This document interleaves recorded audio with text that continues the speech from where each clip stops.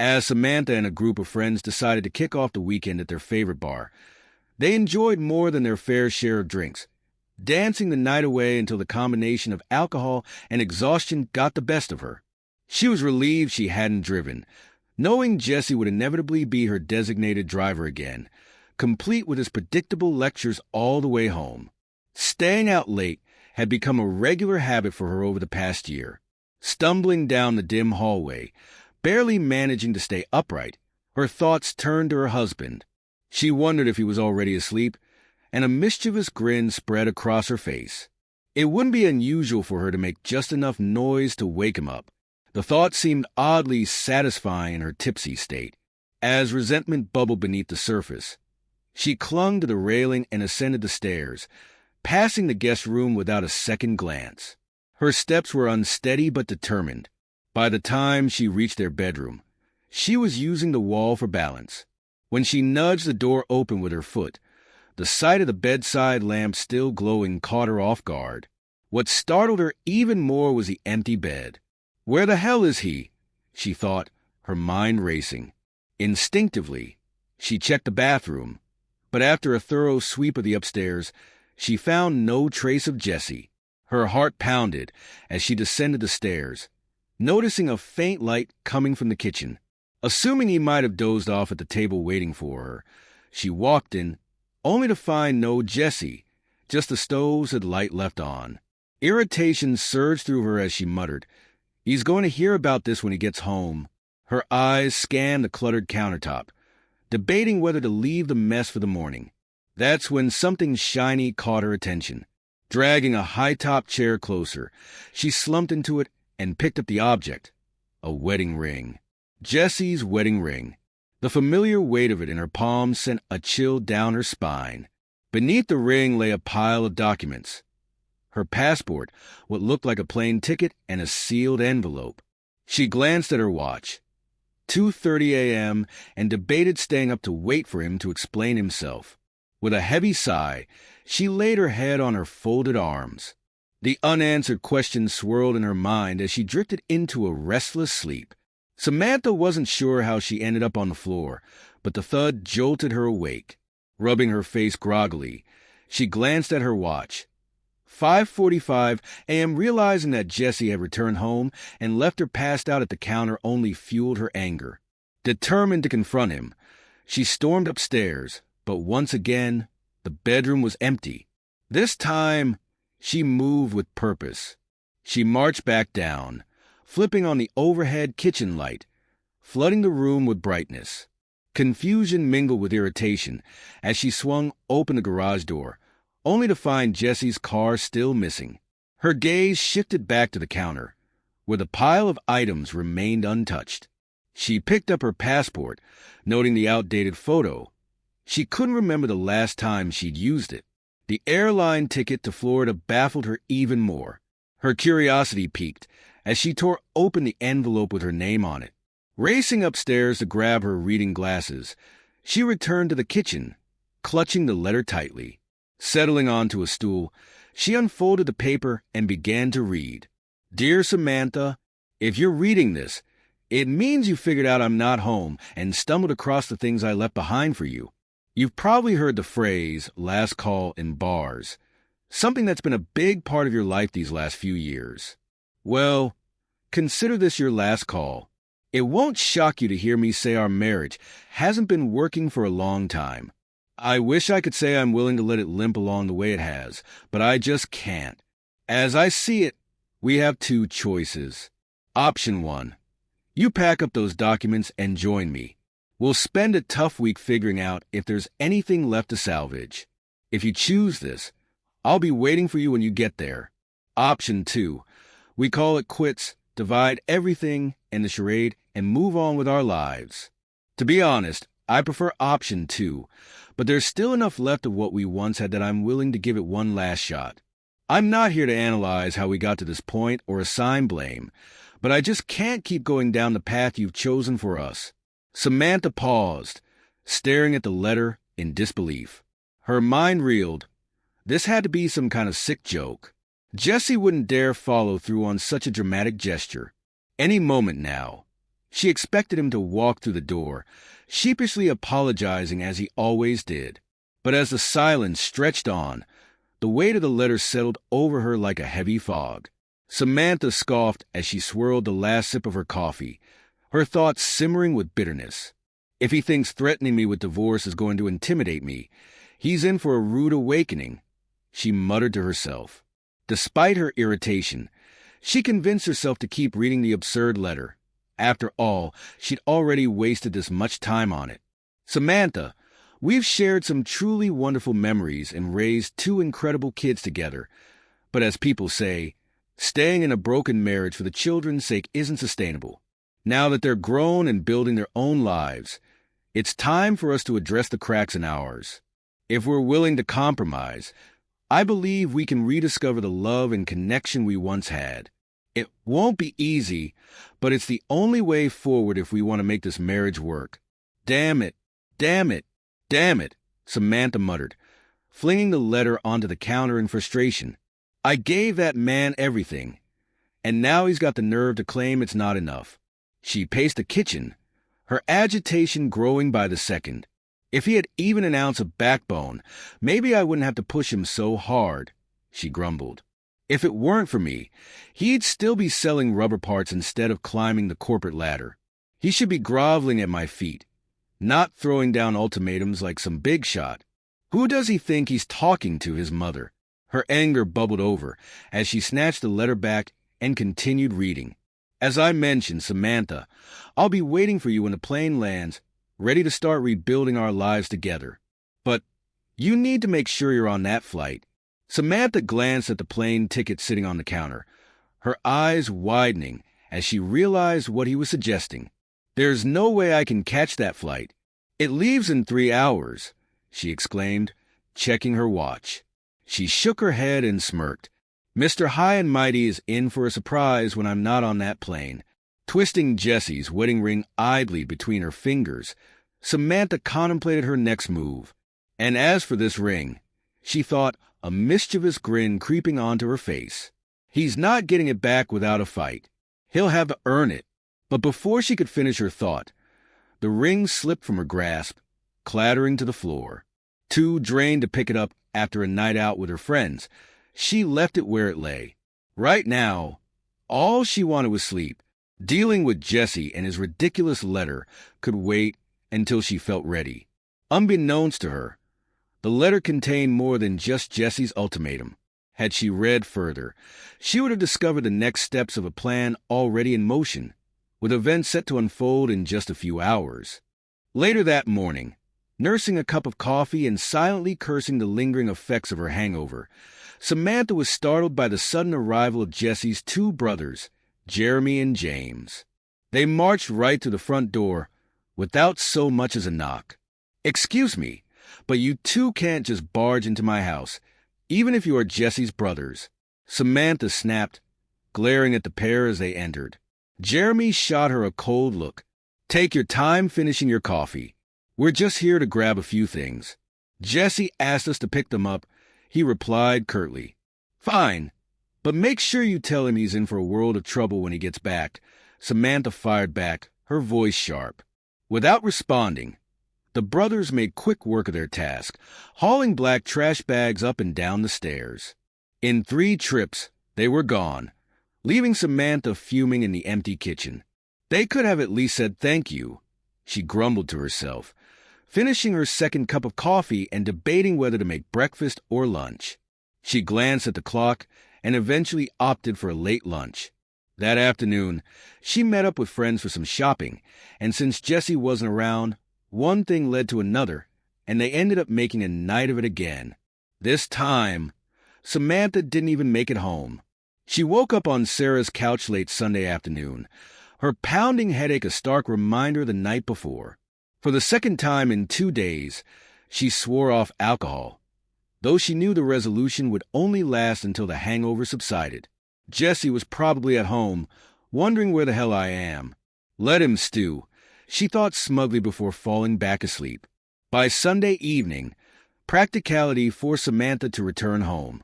With work looming on Monday and no spare clothes at Sarah's, She begrudgingly made her way back to the still empty house. Stepping inside, her anger flared again. "He can avoid me all he wants, but he can't hide forever," she muttered, already plotting her next move. Sunday night passed uneventfully, much to her disappointment. As she lay in bed, book in hand, her thoughts drifted toward Jesse, not with anger, but with a surprising twinge of longing. Maybe I'll cut him some slack when he gets back. It's been a while since, well, he does know how to satisfy me, she thought, a flicker of warmth stirring in her chest. It wasn't love, exactly, but it was something close enough to keep her mind occupied. She awoke late Monday morning, the book still resting on her lap. The house felt chaotic without Jesse's usual presence to nudge her into action. Samantha rushed to work, arriving half an hour late and flustered. The day passed in its usual whirlwind, and she barely had time to think about Jesse's absence until Sarah brought it up during a coffee break. "Where's Jesse been lately?" "Running like you," Sarah asked with a casual chuckle. The remark hit Samantha harder than expected, reminding her of the events she had been trying to ignore. At 10:54 a.m., Samantha was startled when a man in a sharp suit approached her desk. Without saying much, he handed her an envelope. "Mrs. Samantha Gray, you've been served," he said curtly before pivoting and walking out as quickly as he had appeared. Samantha felt the heat rise in her cheeks. "That little jerk is going to regret this," she fumed, scanning the room to see if any co-workers had witnessed the humiliating scene. During lunch, Samantha and Sarah went over the documents.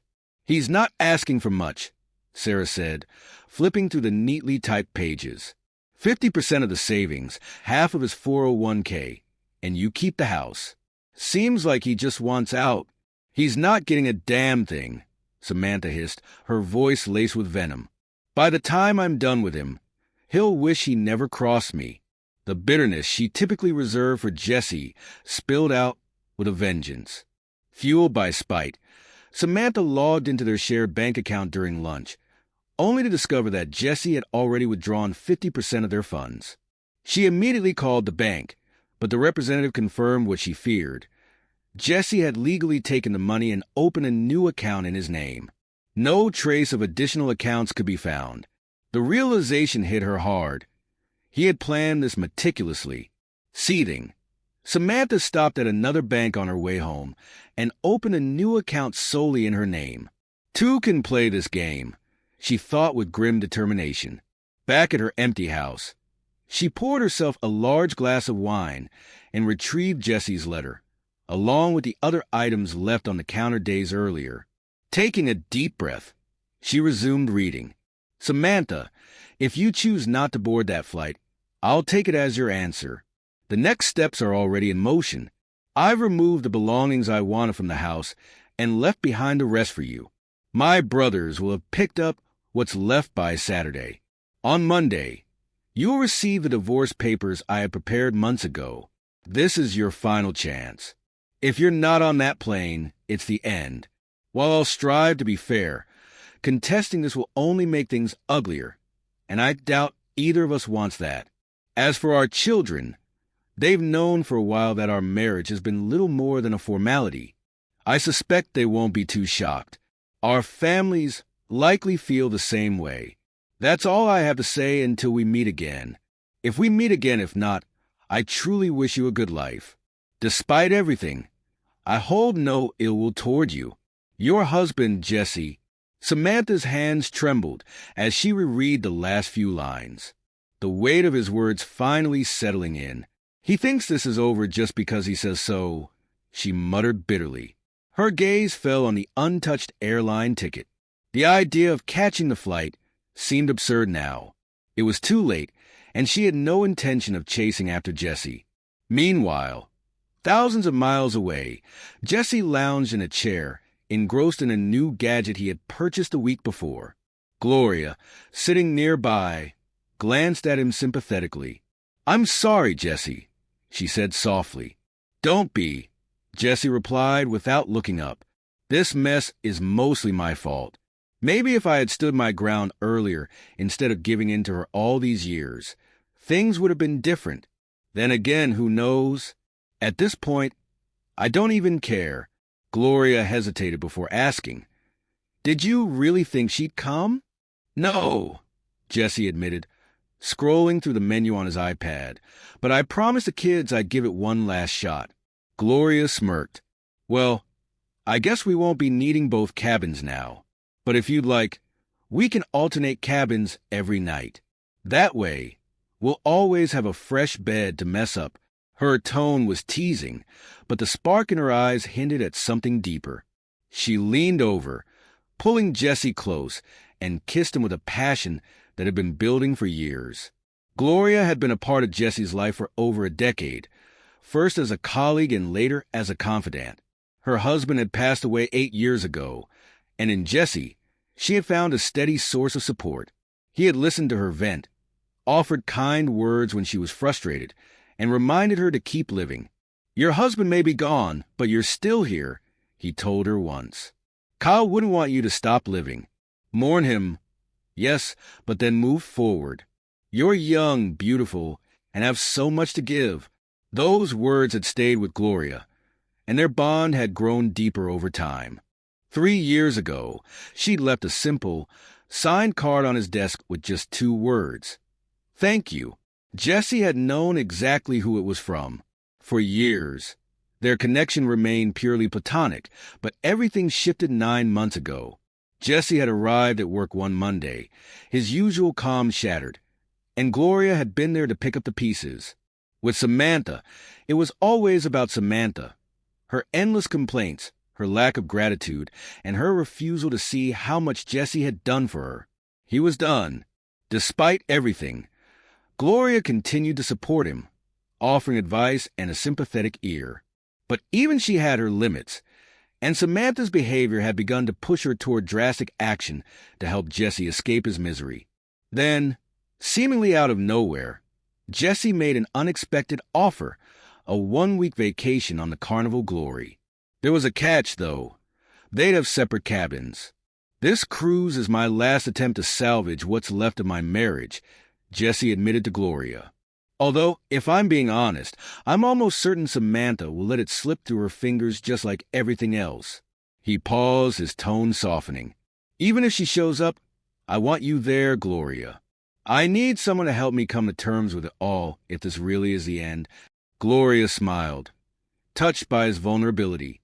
"Of course, Jesse," she said warmly. They made their travel plans together, and when the day came, they waited side by side at the Southwest Airlines gate. As the pilot and crew finally disembarked, a wave of relief washed over Jesse. Without a second thought, he turned to Gloria, caught her by surprise, and kissed her, first gently, then with the passion he'd kept buried for years. "I've wanted to do that forever," Jesse confessed, stealing another quick kiss before grinning. "Now come on. We've got a ship to catch." After checking into their respective cabins, Jesse and Gloria spent the day exploring the ship. They marveled at the week of relaxation ahead, shared a delightful dinner, and danced together long into the night. As the clock crept past 1 a.m., they finally broached the topic of sleeping arrangements. True to his word, Jesse returned to his cabin alone. But over breakfast the next morning, he made a promise. Sliding a simple ring onto Gloria's finger, he declared, "This is the last time I'll ever sleep alone." Gloria felt like she was floating on air, her heart lighter than it had been in years. Later that week, when they finally spent the night together, it surpassed all of Jesse's expectations. For the first time in years, he felt genuinely happy. On the final day of the cruise, Gloria suggested they skip the day's events and stay hidden away in their cabin, reliving the blissful moments they'd shared. Jesse loved the idea, but reality had other plans. 2 people are expected back at work tomorrow, and I doubt our bosses will buy any excuses, he joked. Gloria considered asking for an extra day off anyway, but Jesse proposed something else. "Why don't you let me move in with you?" she asked. Though tempted, Jesse decided it was best to stay with his brother Jeremy while the divorce proceedings unfolded. Despite Samantha's barrage of insults and empty threats, Jesse felt he was finally free.